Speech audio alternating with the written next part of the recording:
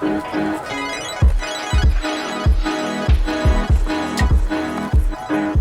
back to Ko Tō Manawa, Ko Tōku Manawa. Like our atua, we've navigated through the darkness of rheumatic fever and emerged into the light of understanding and prevention. Ka tika hoki, it's been a journey of discovery and empowerment.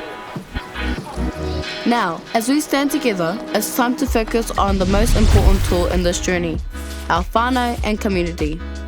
Just as we've learned from Rangi and Papa, kotahitanga is our greatest strength. Together, we can work towards a healthier, happier future for our whānau. But it's more than just kotahitanga. It's about love, compassion, and understanding as well. This reminds us of our rich heritage and the wisdom passed down through generations. Sharing our knowledge and taking the right steps toward prevention are all part of our shared responsibility. And let's not forget, educating ourselves and those around us is key. By looking out for each other, we can make a real difference. It all starts with one simple act of care.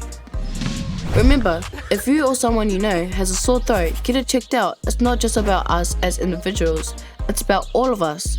It's about protecting our tamariki, our mokopuna. Our whānau is our stronghold, and together we can ensure that rheumatic fever becomes a thing of the past. United, we can create a brighter future. Kia kaha e te whānau, Kia pātukitahi ko tō manawa, ko tōku manawa, ka ora e! Manawa nei e te hua ki rangi, manawa nei e te hua ki papa. O haunuku i te kohonga whare kia kitea, o haurangi te kohonga ngā kau kia rongohia. Kaua e ringatia, kaua e rarotia.